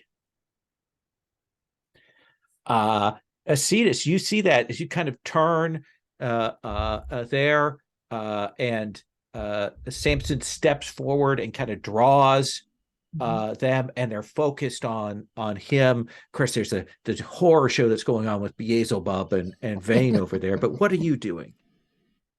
So I think what we see is when Cetus came down on the angel's wings, he never, in typical angel fashion, he never let his feet touch the ground. Okay. And so what he's looking like, just to paint the picture, is this kind of skinny teenager in jeans and a t-shirt, but with these big angel wings. But as he sees what's happening with Samson, I think you see this kind of black inky smoke, like in my picture here, start emerging from me, and it's the smell of death and the promise of death from what he learned from Samson in the previous room, and the promise of annihilation into the abyss. And so it's a psionic, it's a mystical attack of some sort against all of them, to drop them into the abyss of annihilation. So how many tokens do you want to spend on the Unleash the Dark? Oh, I think I maybe got some more tokens because I asked somebody to open their emotions to me. So maybe I'll take another 3 to replenish my thing. And let's see. So that would put me at 4. And why don't I go ahead and spend 2 on this roll? And then I'll call it.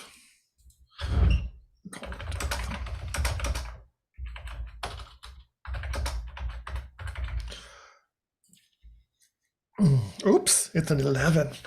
Now, can spend bonds to reduce the roll as well, if you want to go for that sweet spot, or we can go with the 11 there. What happens if I don't? Let's see. If you don't, your control falters, you go too far, you get to pick one from the list, but I describe an unintended consequence. All right. Oh, this is Unleash the Dark, right? Yep. Okay. I think it makes sense for me to spend one of the bonds with Samson. Yeah. To drop that, since that's where I learned this trick. And So what do you want as your two picks then when you kind of draw on this, since you're borrowing Samson's? Oh wait, I don't have a bond with Samson. I got that wrong. I got that wrong. My bad. My bad. So what bond are you spending?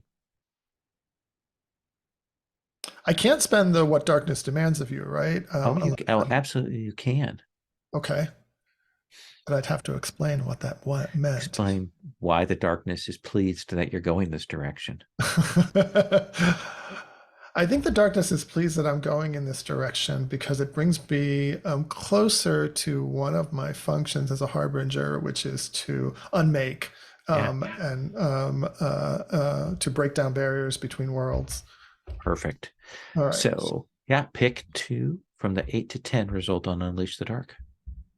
So I'm back to the keeper, basic moves, lots of tabs.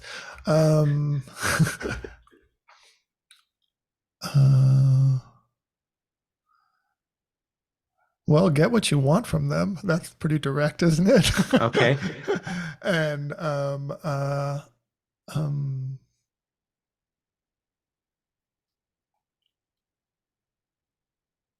and get past their defenses and inflict a condition, I suppose. Absolutely. Yeah. And I think because Samson exposed the weakness, I think Samson drew their attention, so you're not going to suffer reprisals. Okay. I think that's a function of what Samson did. And I think you are able to like enhance what Samson did. These things don't die permanently, but you let them feel death and let them die here for a time to kind of give them a kind of a momentary annihilation, a momentary peace before those magics take back up and they'll kind of melt away here. Yeah, it's like a diffusion melting outward almost, like they lose the integrity of their forms and they lose their ability to kind of move and do things. They fall into the blackness of the cavern. Bane, I cut back to you. Oh, by the way, don't forget when you rolled that miss, you would mark an XP. Oh, okay. Just to remind you of that. What is the Beelzebub has slaughtered these things around you, these howlers. Samson and Cetus together have dispatched the other group. Angel is kind of standing in the middle. What do you do? Well, Vane sort of lives in a perpetual state of irritation, it seems, and right now she's sort of torn between being grateful to Beelzebub and annoyed because in the whole frenemy thing, this is just him scoring another point. Is there anything around I can smash? Oh, absolutely. Like I think casually there that you can do that. Are you kind of looking around here? Yes. Are you looking around here to just kind of get a lay of the land, or are you trying to grasp keys to kind of figure out? I'm looking for keys, actually, preferably keys that I can reveal by smashing things. Okay. Why don't you how many tokens do you want to spend on this? I'm going to spend 2 tokens. And roll your enormous dice, betraying dice. Okay, that's a 5 and a 4. So that is an 11. Okay.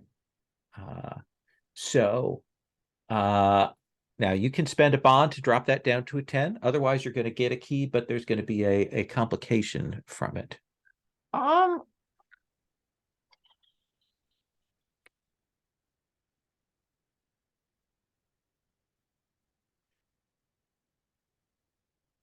what would like, so if I spend a bond of what the darkness demands of me, it could be like I'm giving way towards violence and getting increasingly Perfect. angry.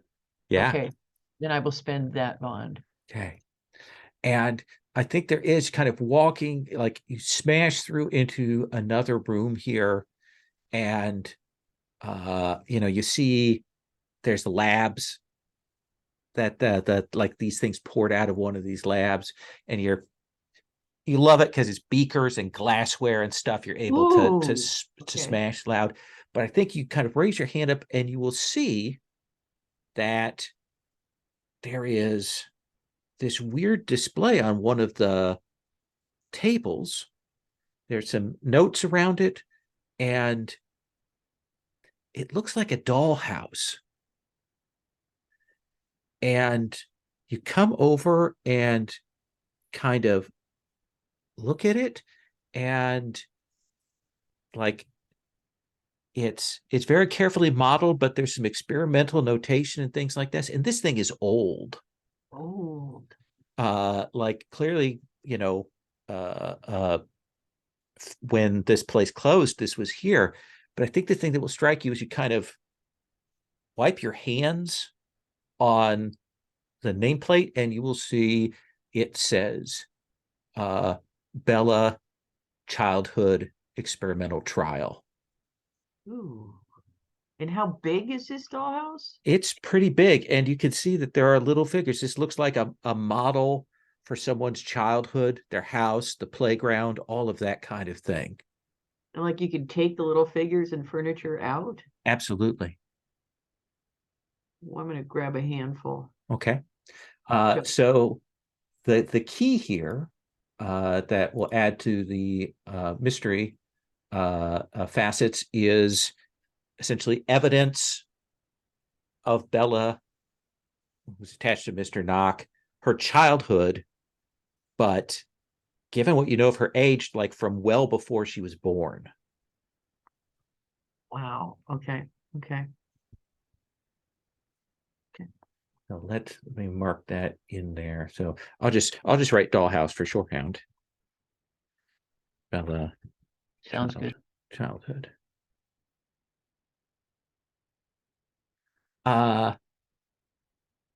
Beelzebub,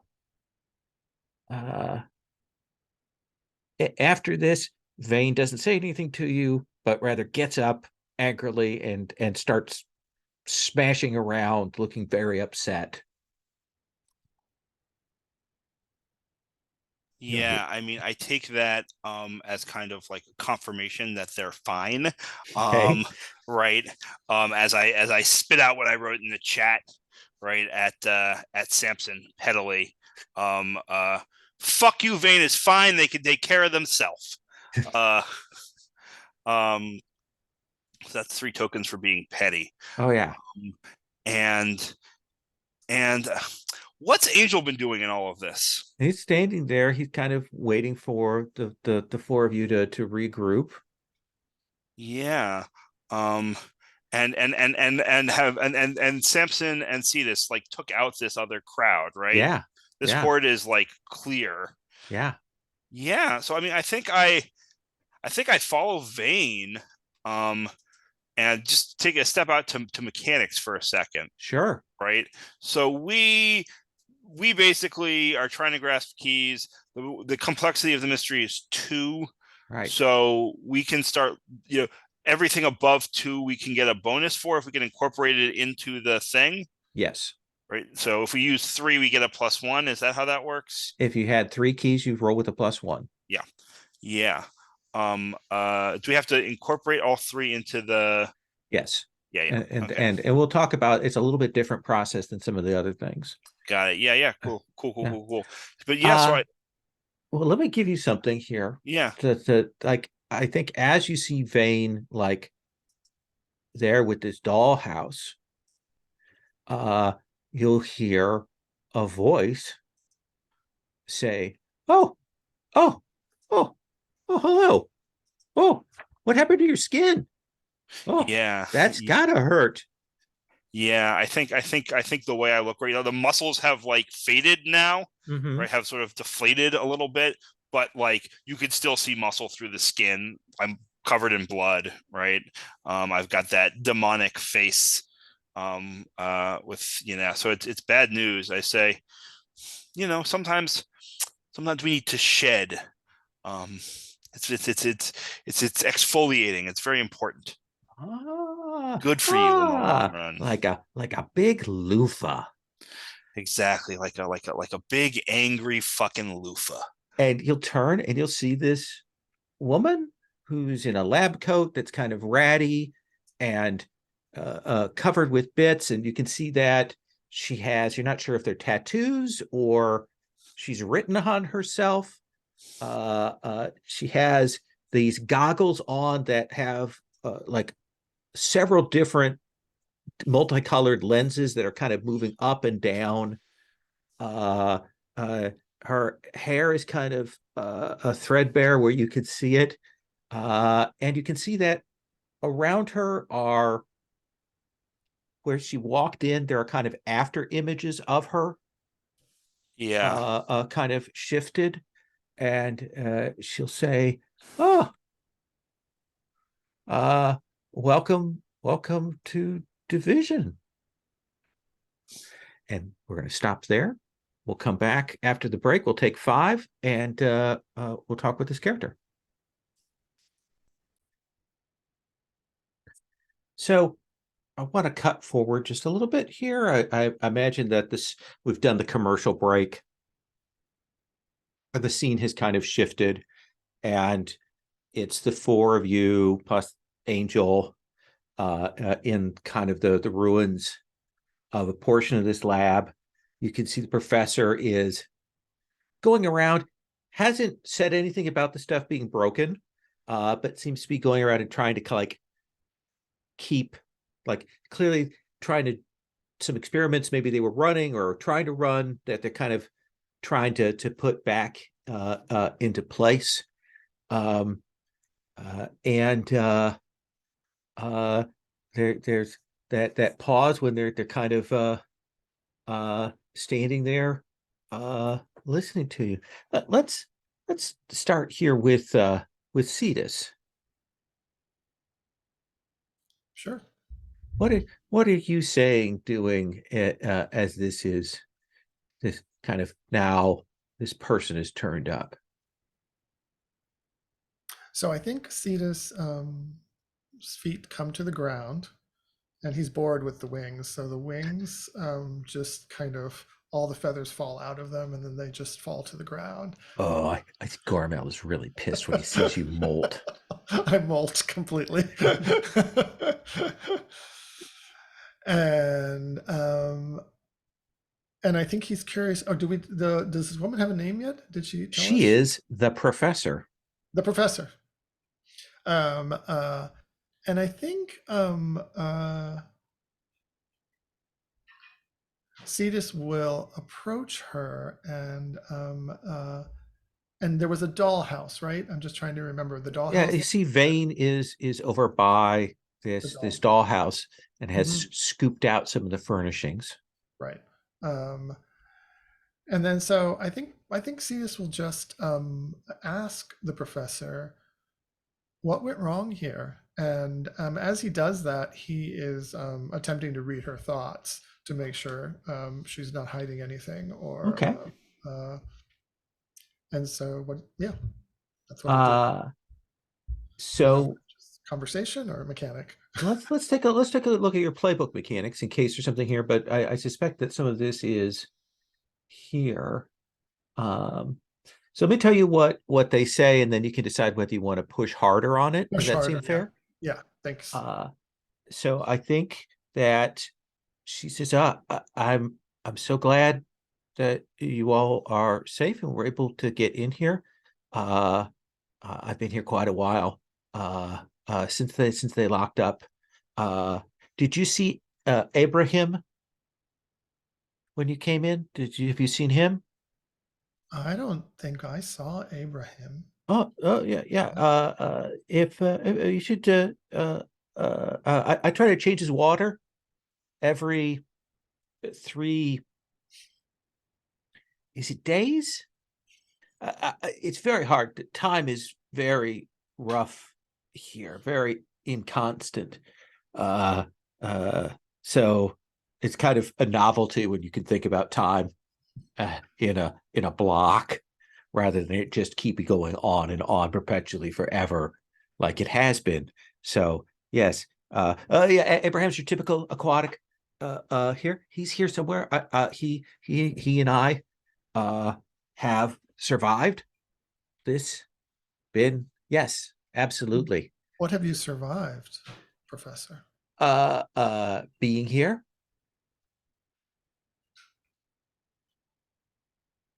So I guess I could use my playbook move. Well, do I feel like she's being honest with me? Because I can read the surface thoughts of a person. Yeah, I think the problem is that she is being honest to you, but her thoughts are a jumble. A jumble. And I think that Samson, kind of to dovetail into this, as Cetus is talking, drawing out, I think you'll realize she's dead. She's dead. And she goes, yes. Are you new recruits? Are you from division? Are you here to do things? Samson, do you say anything when you realize that? I think I say no. We've been here a long time, Oh, I can and see you. It's a big place, though. we've been with Division a long time. We've just come back to this place. Oh, so you weren't here physically, and now you're here physically. Right. And I was here physically a long time ago, but I don't Oh, remember you. So, do you remember me? You're a monster. And I was mostly in research and experimentation down here. Abraham, I met afterwards. Is Abraham a monster too? Like Oh, me? yes. Kills. Are you a monster? Now? Well, that's kind of rude, but no, I don't think so. I've got some things on me, and she'll kind of point to the after images that are hanging in the air. I think as all 4 of you are closer, you'll notice that they are after images of her, sort of brightly colored, but they're all slightly off. None of them are perfect reproductions of her.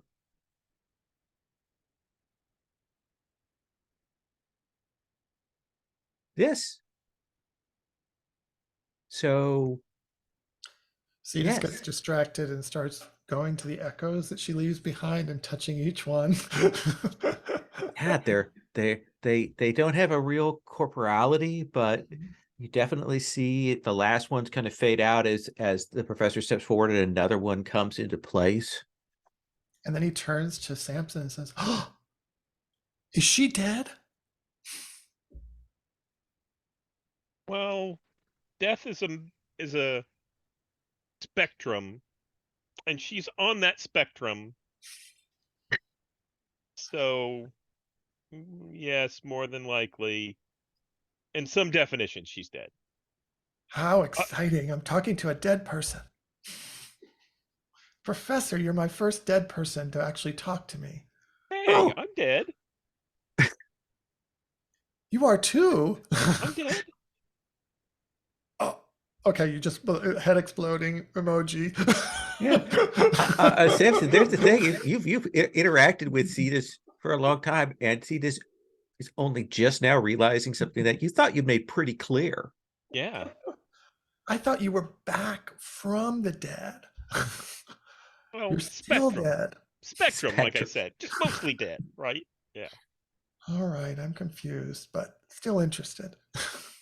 Let me check in with Cetus, with Vane and Beelzebub. Beelzebub, what are you doing as this conversation is going on? I mean, I'm listening to this conversation, I think, kind of bemusedly. Um, uh, um, um, um, and I think like I'm sort of like half distractedly listening to this this conversation, and sort of kind of approach the look and looking at the professor, um, trying to kind of like a certain, well, frankly, I'm in lousy shape and I'm hungry. Uh-huh. And so I'm sort of like, there's sort of two things happening here, right? Okay. Oh, sorry, I take it back. This is what I do. Okay. I say to Samson and Cetus, stop with this goddamn nonsense. We're here with a purpose. There's a reason we're here. I'm getting like angry and frustrated. And the first thing I'm going to do is then take another 2 darkness tokens, Okay. which puts me above 5, which puts me up to 6. Yeah. That only matters after we resolve a move from Yep. you. Oh, good to know. After move. Oh, then I'm going to spend 2 of them now, so it should be fine. Okay. And then I start just like kind of aggressively peppering the professor with questions about Mr. Knock, right? About the song that there was someone singing. What was that about? Right? Bella was an experiment. Bella is Mr. Knock. Like, all of these questions sort of, it's not very targeted, right? But like all around the questions of the mystery that we're looking for here, and I'm grasping for a clue. Okay. How many do you want to spend? 2 is what you said? I'm gonna spend 2. Okay. I don't know why I just did that. I just got rid of the roll I'd already needed, and that is a 6. That is a 6. Do you want to mark ruin to uncover a key? Hold on. I mean, the answer is yes, but I want to just take a quick look at the move. On a miss, but in do so, yeah, definitely want to mark ruin to uncover a key. I think that as you're kind of doing that and peppering, like you see amongst some of the papers that are on the table, you see a folder that has your name on it.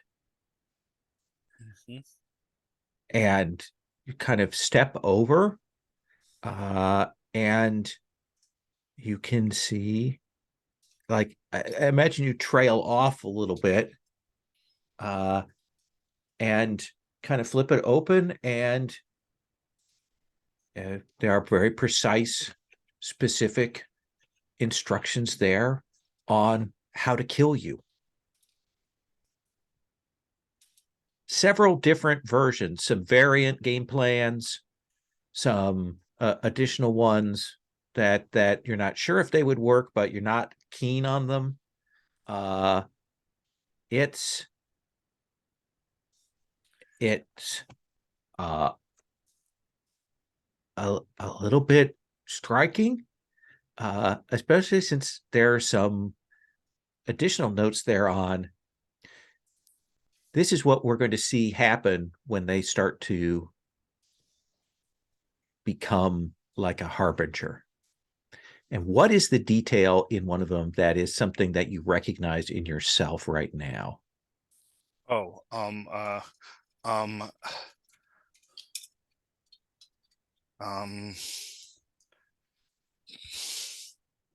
gonna be something external, right? Because someone else is gonna recognize it. I think it's that. So I'm transforming a little bit in my rage, in my anger, and I think my eyes, right, have become almost hawk-like, moved a little bit to the sides of my face, right, and it's so there's both a physical manifestation, Mhm. and there's also like I become more goal focused, right? More so in the case of the ultimate harbinger transformation, right? It will be on just feeding the hunger, right? Mhm. Right. A predator hunting its prey in that way. Right. In this moment, it's manifesting right in the gotta get to the gotta find the Omen class monster. I mean, so I can eat them, right? That's what Mhm. I'm. But Yeah. also, Yeah.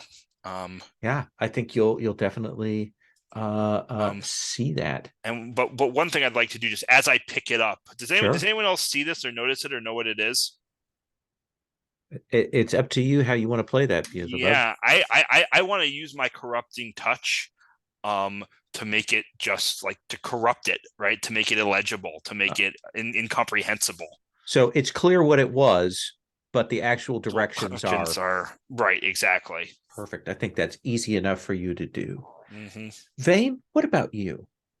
And I've heard this Well, conversation with Cetus. Beelzebub lays into the professor and then kind of lets off. you see basically Vane turns around, but you don't see Vane. Instead, you see that she's picked up the dollhouse, the very large dollhouse, and she just kind of comes over and rather gleefully kind of extends her arms out and then very slowly and deliberately drops it. So the whole dollhouse goes flying everywhere, and then just sort of steps back and grins. Professor looks at you. And it's like, that one's not my responsibility, but maybe be a little more careful with things. It's rolling my eyes so wide, so All right. A good talk. All right. I feel very, very positive about this interaction. All right. And she'll kind of turn back to all of you and say, well, I should get back to work, huh? What is it that you're doing here? I'm running my experiments. What experiments are left for you to run? You've been here a long time. It I and she'll hold out her hands, and you can see that she's written all kinds of notes to reminders to herself on them, to the point that kind of palimpsest of layers of notes written on her hand in different colored inks. She's like, I'd have to look to remember what I'm working on.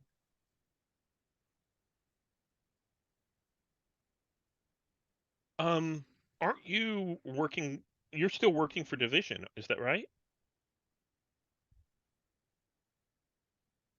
I think so. So I think it's time for you to probably make your report to Division. So you should come with us, and we will make sure that you go back to HQ so that you can make your report.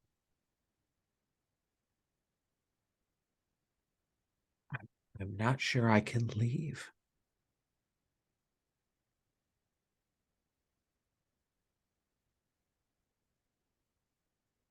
Um,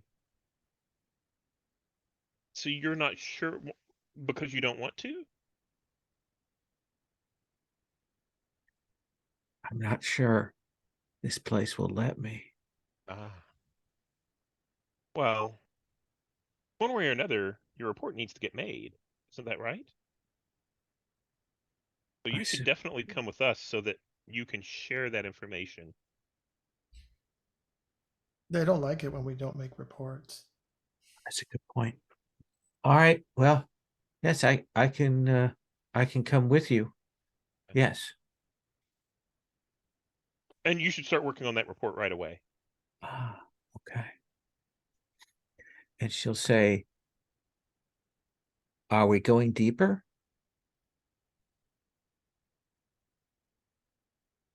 Yes, we haven't finished what we're doing yet. She looks at all of it and she goes, it gets worse deeper down. And that's where Good we're thing going to we have a stop. guide. Yeah. We're going to stop here. I think that's a good place, kind of a halfway mark, to allow us to get a couple more clues, look around this place more, do the opening thing next time, and still have some time to do some interactions. Does that seem fair for everybody? So, and plus I also want to kind of walk through.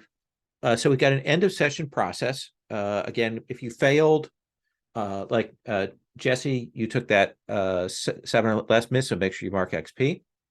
So the first thing we do is we're going to look at each of your XP questions. So let's look at that. Vane, do you think in the course of talking about things or doing stuff here, do you think you fought against the prophecy that haunts you?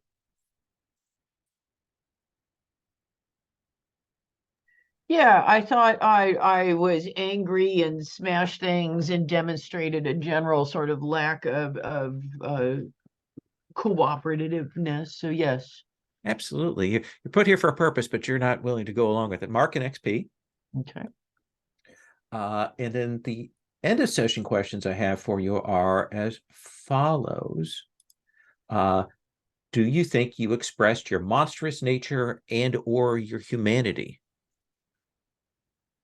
And you're still talking to me, right? Yes. Okay. Yes, I think I displayed my monstrous nature, maybe not so much of the humanity. Okay. Mark an XP. Okay. Did you learn something significant about yourself and or your impending ruin? I learned something significant, which is that apparently I cannot fight off I'm arrogant and thought I could fight off a horde of these creatures and could not. That was a bit of a shock. Yeah. Mark an XP for that. And did you learn something significant about a fellow monster? Yeah, actually, I learned that Beelzebub would at least save me while I'm being dragged out. I don't know about the motives for it, but I learned, and I think that's significant. So go ahead and mark an XP for that. Yeah. And you weren't one of the ones. Oh, you did find a clue. So you did open a key. So you don't have to mark a ruin. Okay. Okay. Let's come next to Cetus. Let's look at your XP question. Here. Find that. Where are those again? There it is. Did you open your mind or heart to another monster? Yeah, I think in the interaction with Samson around death. 100%. Yeah. Go ahead and mark an XP for that. Okay. Did you express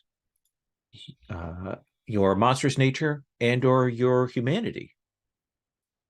I think both. I Okay. think in the death scene with Samson, my humanity came through a bit, and in the annihilation of were they ghouls or The howlers. howlers? I was expressing something of my monstrous nature. Mark an XP for that. Did you learn something significant about yourself and or your impending ruin?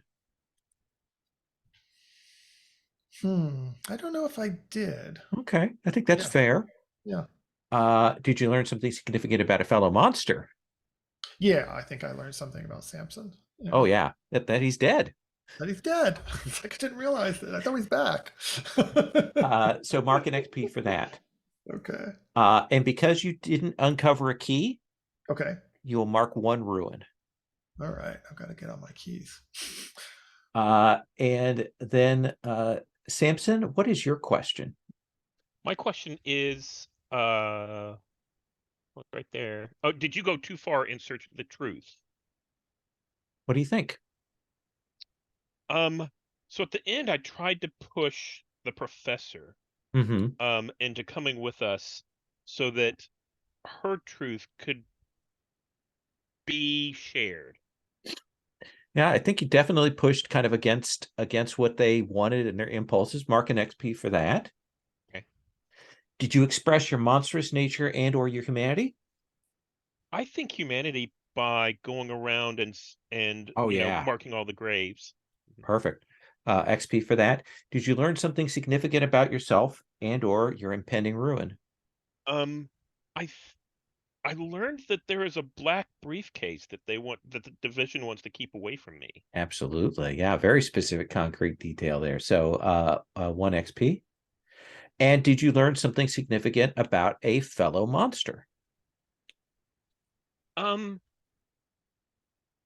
I've I learned how curious Cetus is about death, Uh-huh.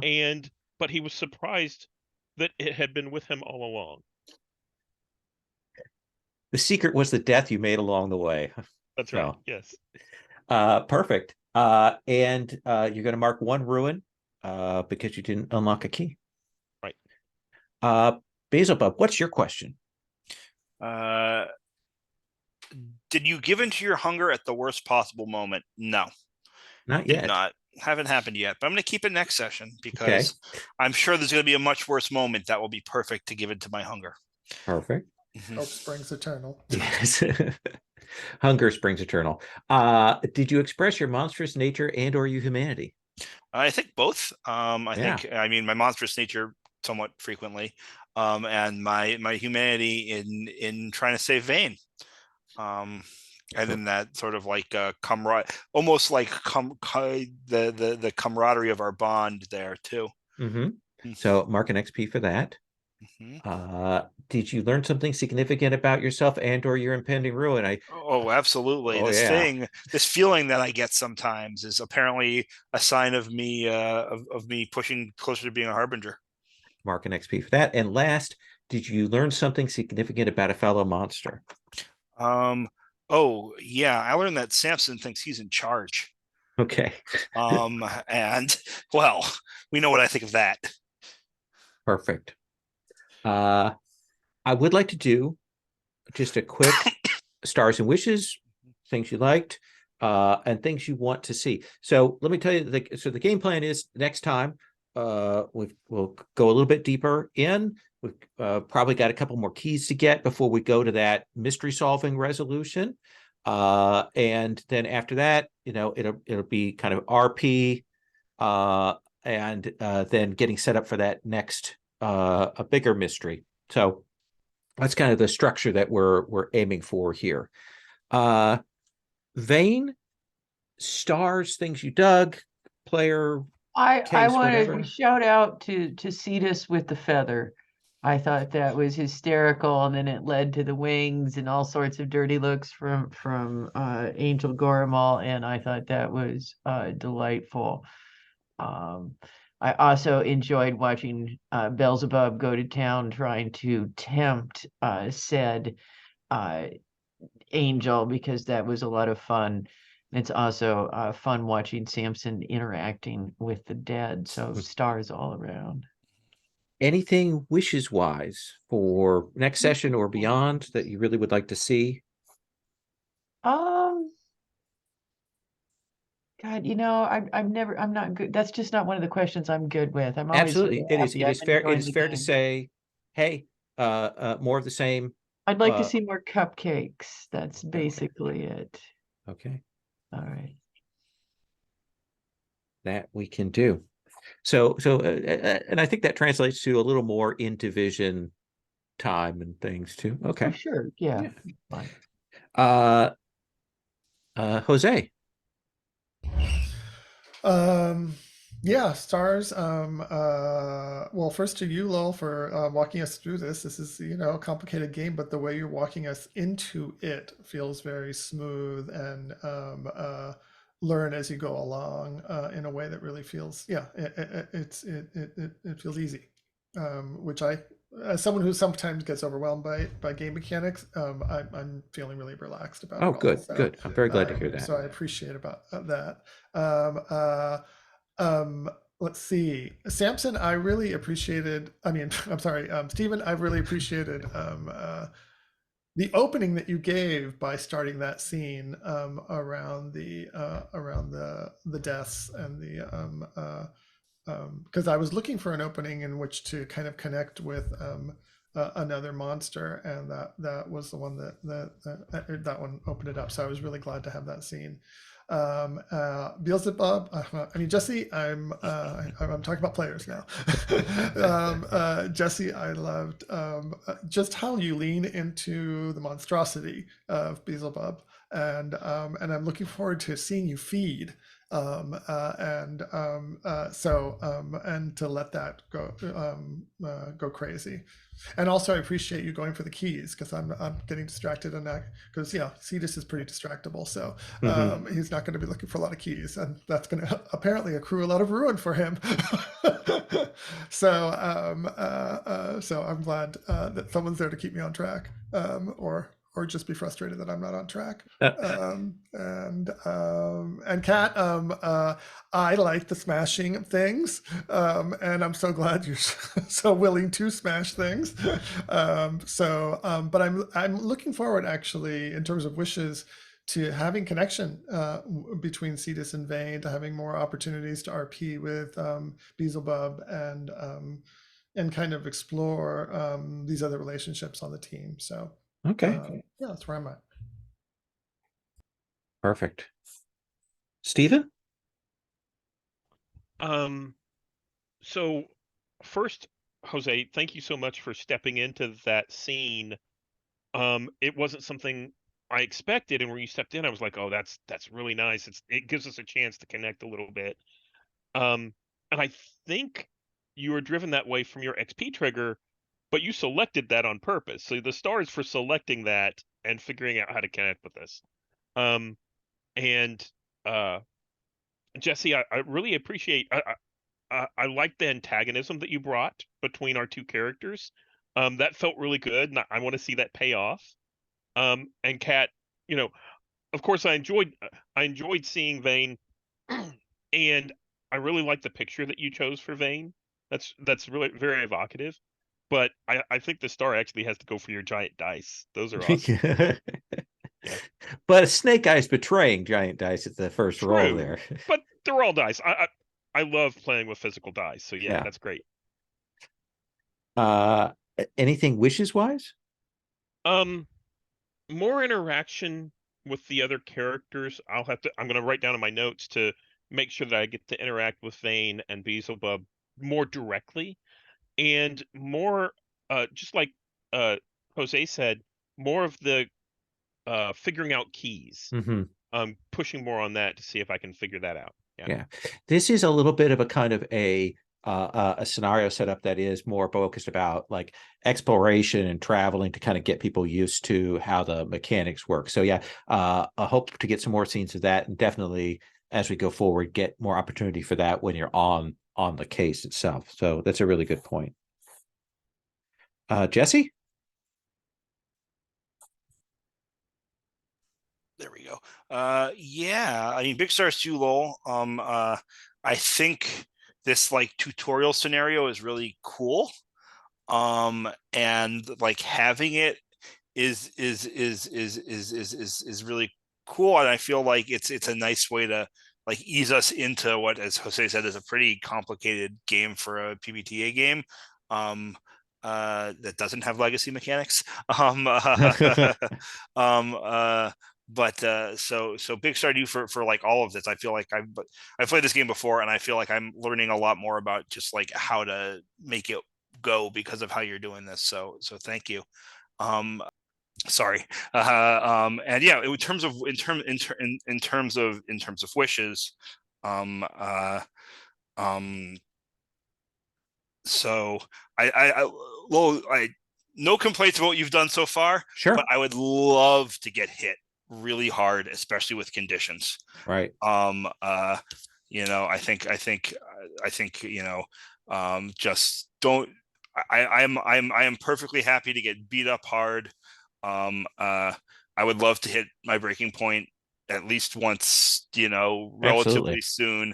I am thinking a little bit about that ruin move I took, but also just because Breaking Point is fun. Mhm. And because, and because I don't want to have to tick that clock every time. I want to actually be able to play it out. So a wish to get hit, especially with conditions.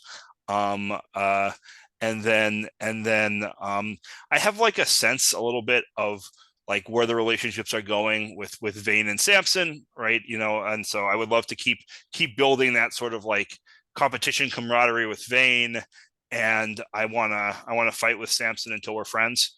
I think that's like the but I'm still not like, I think Jose Beelzebub and Cetus haven't had the sort of, even like we don't really have bonds. We don't have a lot of interaction, and so I'd love to sort of another big wish there is to sort of play some of that out and see what exactly our relationship is.